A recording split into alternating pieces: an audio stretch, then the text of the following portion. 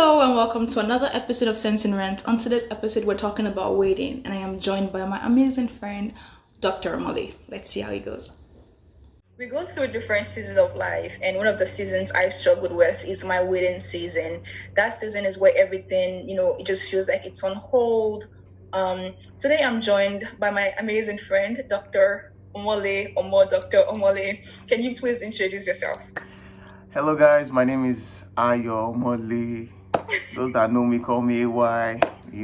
I'm actually Omole. I don't call you Omole. AY. Yes. So I'm actually glad to be here. Thank you so much to Ryan for making this come alive. My name is Ayomole, and I live here in California.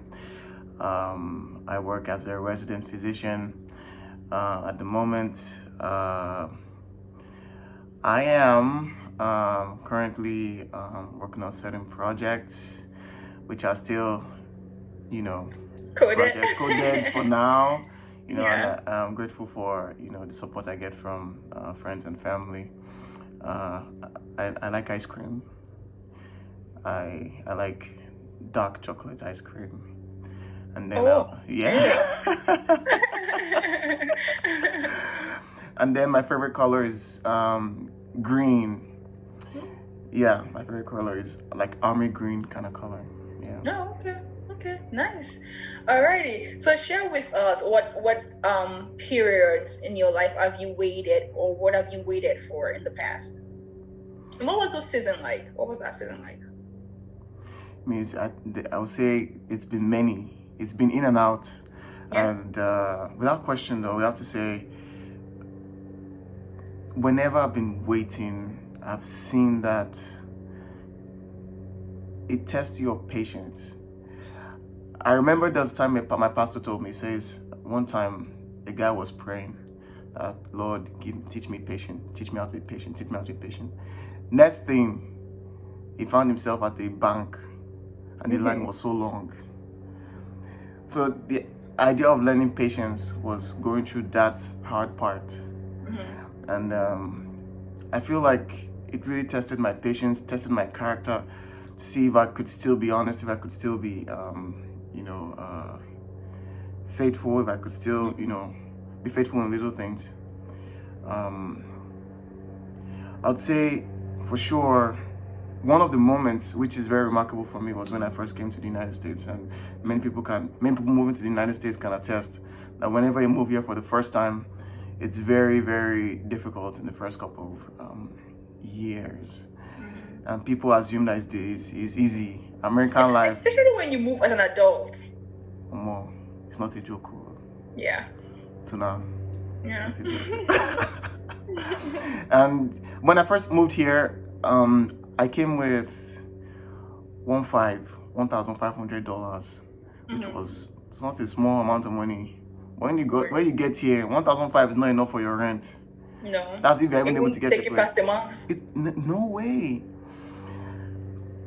I was lucky. I had this savings from, I don't know if you know about this MMM thing that was going on in Nigeria sometime in 2015, 2016. Yeah. I got some money from it. So really? You're one of those people? I was one of the lucky ones. I got some money from it. I was able to save it. But nonetheless, it didn't carry me anywhere, like when I moved here. And so I started a journey trying to get into residency because I finished medical school in Ukraine. Trying to get into residency here, it was expected. Just the simple fact that I was here, people were expecting me to take that exam. My parents were expecting me to take the exams, and those exams are not, easy. To walk in the park. They're not. So now you were there when I was studying in the library. You know.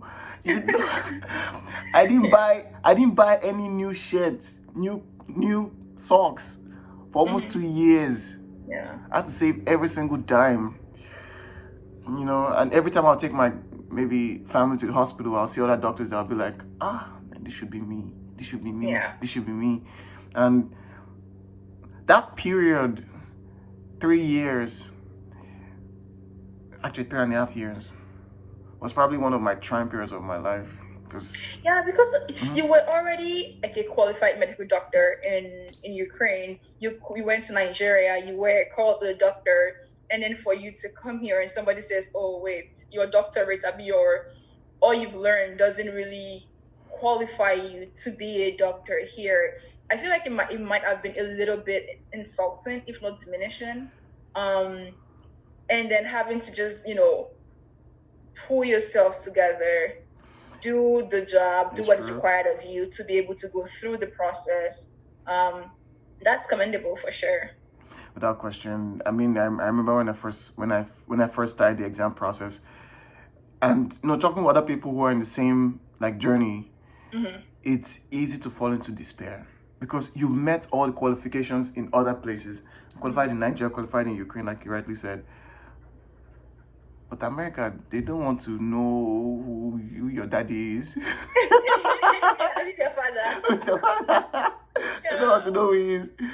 You must follow the same process, and you follow it, and it's really difficult. But I'm just grateful because I didn't do anything different from what other people are doing. Until tomorrow, some of my friends have not even gotten in. I'm not better than them in any way. Some of them even get better scores than I did. And look at me today. Yeah. So I know people as well who have had to redefine their dreams or dream up a new dream after the frustration of not getting into medical school here, or the frustration of not getting matched with, institutions that they wanted, things like that. So like you rightfully said, the waiting period was trying for you. It tested your character and all of that. What were some things that you used, that just pulled you out or helped you through those waiting times? So it depends on the situation, for example. But I'll say in general, the biggest thing is I am very, very open about my problems. Okay. In general, because I understand early, or at least I understood early, that everyone's having their own struggles. Everybody is. And unless someone is setting out to help you, they don't remember. Once you tell them your problem, at most it becomes a gist to another person who is going to go through that same problem, and they just remember you, and then they just tell the person about it. But they're not going to gossip about you for the most part. At least I have that perspective. So I was open to talking about my issues with people, with my friends, with colleagues, with my parents, and they were very supportive. I'd say that's the number one thing. I was open talking about it. I was not hiding. I was not pretending like I was not struggling. I was going through a lot. I mean, there was a time where I was always posting my library days on. Yeah. I was posting it. I did not hide it. Everybody knew I was reading my book, and I didn't have new clothes. I didn't have nothing. I was open about it. I think that played a huge role because I was not trying to pretend to be anything. I have friends at the same time who had moved to the UK in the same span I was here reading book. They've gotten Benz. Yeah. They've gotten apartment. They've gotten all these things. I don't have Shimai. Yeah. And I mean, I'm not going to say I've arrived or anything, no, but nonetheless, there's a huge difference between what I was exactly a year ago and today. And I'm grateful for that. Number two thing that helped me was I like to laugh. Yeah. Like, I was always making fun of myself and others. The whole comedy thing, I'm not like I'm a comedian, but I mean, for me, humor is a huge, it's a sign of maturity, actually, even in psychology. Humor is a kind of maturity. And so I found that humor is really helpful. I think those are the two main things. Then I was praying. Although I'm not gonna lie, during that journey, there was a time I did not. In fact, I believe there was no God for 2 years. What did you say? Say that again. For 2 years, I believe there was no God. Oh, but you still used to go to church, right? Even all of this. I know. Because you were like a choir boy. I'm still a choir boy, but for 2 years, I was like, there's no way, there's no God. Yeah. All this can just not be happening and all that. Just was a lot. Just a lot of trying things. I feel like something else. I mean, as much as testimony is beautiful, right? You hear, oh, I prayed once, I saw a seed, and everything happened. And here you are, obviously doing the job, doing the prayer, sowing the seed. Your friends and family is praying for you, and years literally into the journey, you still hadn't seen anything. Yeah. It can be trying. It can literally test your faith and your belief for sure. Yeah, it's very trying. Do you know what it is to be living alone before then come and live in your mother's house? Yeah. Tuna. God. Yeah. Yeah. Yeah. I'm grateful. I'm not saying nobody was wicked to me, but to lose your independence is a very, very trying thing. Yeah. It's a very, very trying thing. Man, it's difficult. But I have to say though, my parents were very, very supportive. I owe everything to them. My parents, my siblings, my brothers, my sisters, they didn't disrespect me for one single day. I was not disrespected for once. All of them were already, in fact, my family, I was the last person to earn money in this America. Yeah, but that was also because you took time instead of working. You were focused on studying for these exams. You were focused on trying as many times as it needed for you to be able to do what you wanted. Yeah. And the good thing, like you said, your families were there to support you. Your friends were there to just be there for you. Mm-hmm. And not everybody will have that support system. At some point, people give up. They're like, okay, maybe 3 years is a long time for me to have failed. I have to actually face reality. But you had family, your mom, your siblings, your dad, that inspired you to be better, that provided for you as well. That's not everybody's luxury, and that for sure worked out in your favor. So yeah, it went a long way for sure. It did go a long way. Yeah. I'm grateful for that. Okay. Yeah. I'm grateful for that. I think something I struggle with, and here is, I don't even know if this would apply to you, right, is the idea of where do you draw the lines between waiting and actually being lazy or moving on, to different things. Did you ever consider, if I do this exam 3 times and if it still doesn't work, I'm going to move on to something else? Was that something that was even an option for you, or was it like, we die here kind of situation? We die here, deal. I'm not going to forget that, man. See, I had no option. I actually failed one of the exams once. I know, I remember.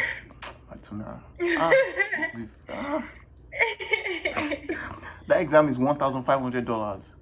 Mm-hmm. $1,650 or something like that. They've canceled the exam today because it's a practical exam where you have to travel somewhere and then work with a bunch of people to take the exam. So I did fail that exam. Of course, it's normal to fail, and I think it's right, and I'm glad I did. It's a rite of passage. If I did not fail, I have no right to say you can do it. Okay. That's how you see it. Yes. So I'm glad I failed. Okay. Even though it was not a pleasant experience at that time. I was depressed. I felt sick. That was the first time I felt sick in this United States. I had this depressed feeling. I was not depressed because I told you I had a good support system. That said, for me, I had everything to lose because I just spent I'd spent 6 years in medical school, 1 year extra in Nigeria doing this medical thing, then 2 years extra in Kaduna, or 1.5 years extra. Pretty much that's about more than 8 years. More than 8 years of doing all this. And that's the one skill I have. And then I'll come here and they'll say you cannot do it. Yeah.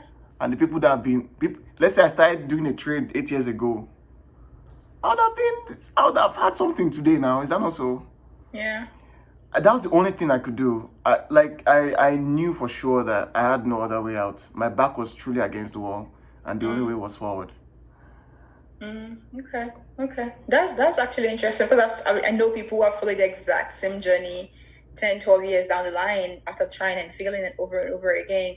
They've had to go to school for a different master's or something, and then still caveat into something like pharmacy or not. like pharmaceutical research or like education or something, There are just alternatives. There are. because they felt like it was time to move on or do something else since this medical thing wasn't working. I'm glad it worked for you, and I'm glad to hear that you literally didn't have a different plan and the only plan you had worked. But in life, at least I've seen people have to like dreams again in like their 30s because they moved here after 6 years in Nigeria, trying to get into medical school, and it just wasn't working. And you see also like trying to earn a living because most of them are here with our family or it's interesting for sure. It is. Let me correct something you said. You said you weren't depressed because you had supportive family and friends. People can still be depressed even with the that, best that's true though. That's true. So let's yeah, you can still be depressed without question, but I wouldn't say I was that in the true definition of depression, in the actual sense of depression. I wasn't, because I picked up fast.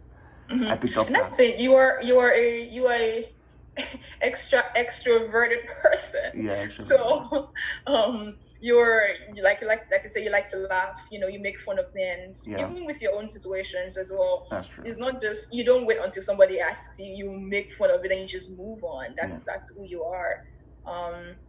And I guess that must have helped while you were down as well. So honestly, I was actually down. Like I knew, I was like, man, this is bad. Like I didn't see any light for a couple of weeks.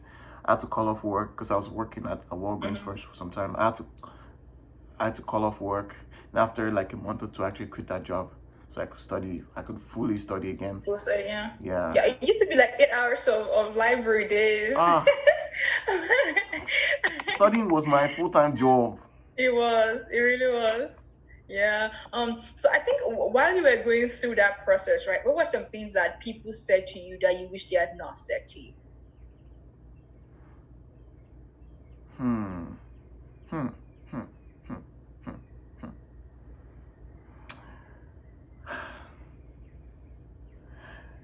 Man, I don't know. But I think so the thing about living in the Nigerian community, I don't know about you, but a lot of people have ideas and they don't say it, they insinuate. Yeah. They don't directly tell you, so that when you succeed, you will not say they said this. They said it, yeah. So, but they insinuate certain things, they behave in certain ways, they act in suggestive manners that you have to, there is no way. They were trying to say this, but they just did not use the amount to say it. Yeah, for sure. I mean, some people obviously doubted me by the way they were talking to me, they were behaving. There was a stark difference. One of these high ministers in church, the way her behavior changed from the day I marched, and it was sure that I'm going to residency, like training, and that path leads me to become like a full-fledged licensed doctor. From the day I got that thing, her behavior to me was like white and black. Can you imagine that inviting me to their house to come and eat? Not just that, to come and mentor, to come and do this, to come and do that. I was like, Mama, that's what it is. So now you have arrived. Now you're the American doctor. Yeah. I honestly, it was so stark, and it started to become and the same experience with even a few friends. Like they took me more seriously after I got in. But then I was serious the whole way though. Yeah. Many people didn't say, okay, someone told me I was not going to match. People told me I was not going to match. Yeah, I tried not to put that to, I didn't commit that to memory, because I applied, I put in the maximum that I could possibly do. Even our friend, can I say her name, Dawodu? Yeah. Okay. Dawodu did not know how widely I applied. I think I was telling her maybe 150. I applied to 307 places. each place you're applying to is at least there's a cost for it, almost $25 per application or something. I think $18 to $25 depends on how many. The point is, I had nothing, not one single dollar in my pocket after I finished applying. Yeah. People told me I was not going to match. I got only 2 interviews. Yeah, I remember. Only 2 interviews. Remember you called me from the hotel room? Oh yes. Yeah. You're part of. You prayed for me now. You're like, go for it. It's like, yes. Go on.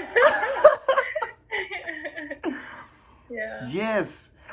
I got only 2 interviews and I matched. People told me I was not going to match. They told me I was not going to match. And after I matched, I didn't come meet me again. Help me. We told you now. Congratulations, you can do it. Like you could see the difference in their behavior, but the truth is, and to God be the glory, I personally don't even keep those kind of things to mind. I don't keep it to mind. I don't commit it to memory. I'm more likely going to remember the good than the negative side. And the truth is, that's when you asked me that question, it took me a moment to think about it because I don't remember it at all.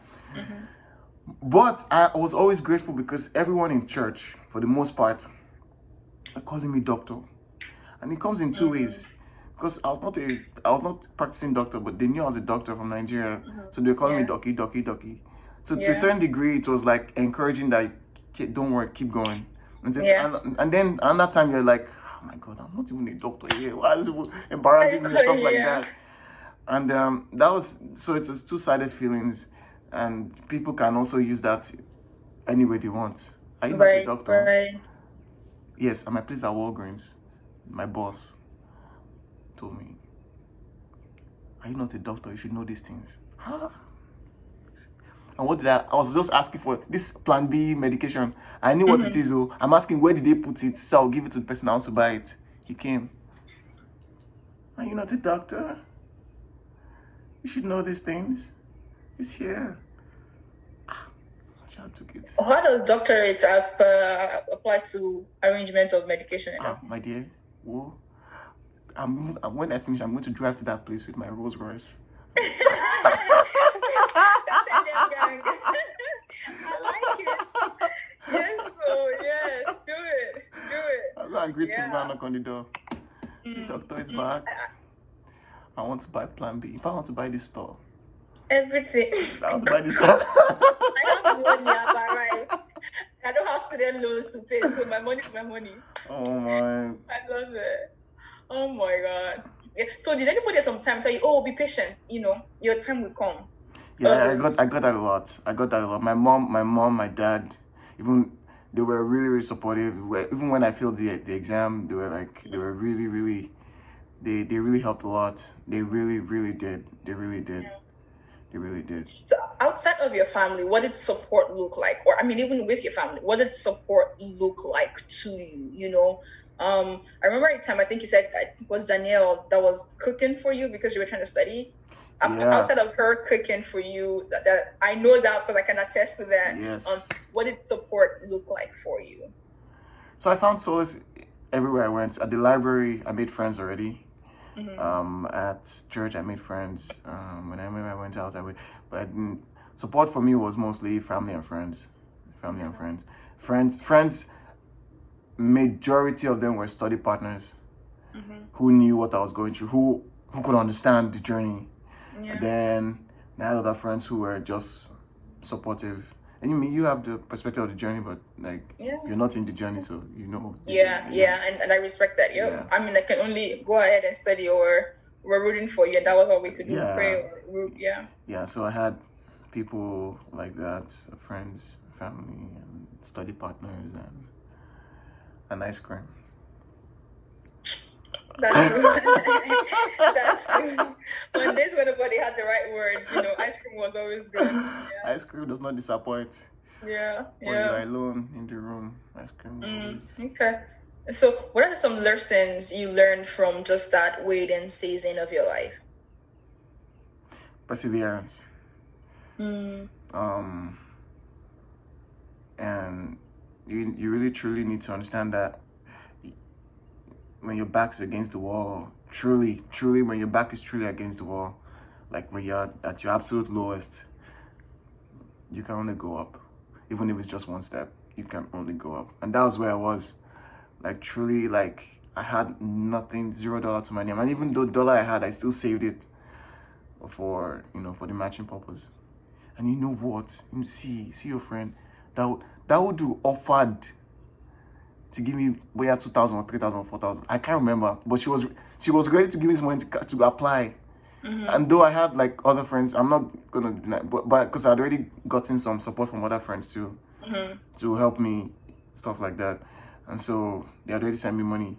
But that was she was going to give me the money like this. She's giving, yeah. And, that's it. But I had friends who were also like throwing in cash to support and stuff like that, and I can't thank them enough, because it goes a long way to see that people believe in you. That because if I didn't match, there was nobody going to return that money back. Yeah. Or maybe I'll just be returning it now. Yeah. So like have really good support. It goes a long way. It's good to see the positive side of things. Always see the cup half full. I never doubted myself for once. I didn't think I was not going to match. Not for one day did it occur to me until the night when I was going to see the result. I was like, what if? What if? Yeah. What if? We were in LA at that night. So that was the night we had dinner at that little restaurant. Can you remember? Oh yes. Yeah, for sure. Oh my For sure. God, That was a yes. good day. Yes. Man, that was that. Oh God. It was, yeah. I could tell you were nervous when you're trying I to was feel nervous, my dear. Yeah. In fact, that whole day before the whole thing, I could not enjoy the food well. Everything was just somehow. Yeah. And that was it. That's up to now. You're there. Yeah. And so that happened. So that was the only like time, like the whole short period that I was like, what if? But and deep down, I still was pretty confident. I was hopeful. I was sure, because I had given everything, literally everything. I didn't know what to do if I did not match. I didn't know what to do. Like that would be like I had to just like start over again or something. Because at that point, I'd given everything, all the money I had. I had money for nothing else. That's why when we got ticket that day, I was just wondering, I'll go pay this ticket. Like, So now we'll pay. Hopefully tonight we'll pay. Hopefully I paid, right? Hopefully, I think I do. But that's fine. No, I don't remember who paid. I think I paid. No, now how will you pay for my ticket? I paid. No, your ticket? No. Oh, the parking. We did the parking. Oh, yeah. I paid for the food and I offered to pay for the parking ticket. Okay, and you said no. yeah. So Yeah, you okay. pay for the food. I pay for the parking ticket. Yeah, I know. Next time we'll not park on you. But anyway, that was fun. Yeah, so thank God we resolved that, and so I believe that's going a long way. Yeah. So perseverance, have good support system, believe in yourself. Believe in yourself. Okay. Yeah. All right. So if you were to say something to someone who is currently in the another waiting season, I wanted us to talk about. You know, your grandmother was like, "Go and bring wife." She's still like that till tomorrow. I know. That one we will not talk about today, but I know it's a waiting season. You're not yet married. You do have a girlfriend. So until that season is over, we'll come back and talk about that one. What would you say to someone that is currently about to give up, that is currently struggling to hold on to the plan, the dream, something they've always wanted? I'll say the same thing pretty much. 'Cause, I actually do write a text to myself, like notes. I put notes on my phone, and sometimes I read them out, and I see that am I still on the right track or stuff like that. Because I really do. I'd say that's a good strategy for me, because I talk to myself and I tell myself, and I remind myself of things that matter, And then I once in a while I read up those things that I wrote down a couple of years ago. Not too long ago, I read one of the things I wrote down like 3 years ago. I was like, Omole, Okay. Yeah. everything is still set. But if I was going to tell somebody who is starting this journey or just in the waiting season right now, it's going to be exactly the same words. Don't stop. Don't give up. I'm going to tell you something. I actually matched with a guy who, see, I was lucky. On my first and a half attempt was when I got in. This guy has been applying every year for the last 10 years. This was his 10th attempt. This was the year he said he does not enter. He's stopping. He's done. This guy entered though. He did not believe it. This one he was like, he did not expect it. Yeah, 10. That's a decade right That's there. a decade right there. That's a decade. I matched somebody who done this for 8 years. I matched someone who's done this for 7 years. I matched someone who's done it for 4 years. I am like super lucky. Very lucky. I don't know how that happened. But still, I'm not going to diminish that I did what I should have. You did the work. Oh, yeah. Yeah. But this guy had done this for 10 years. 10 good years. I mean, what are you going to say to that guy? I'm talking about perseverance. That guy is the embodiment. That's the definition. Yeah. Yeah. And that's why I said sometimes, like, when people say overnight success, I'm like, there's nothing like overnight success. These people have been working. You guys are just not seeing it.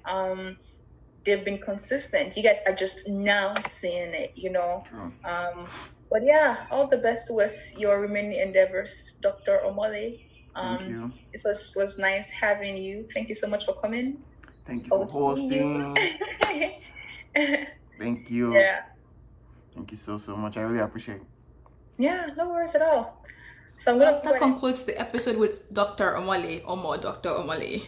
I hope you liked that. I hope you learned a thing or two. If you are in your waiting season, like you said, just persevere, hang in there, try again. And I hope that everything works out for you until next time. Whatever it is you want to do, whoever it is you want to become, all you have to do is start. And start as much and as many times as you need to over and over again, if that applies to you. Enjoy the rest of your day. Bye, y'all.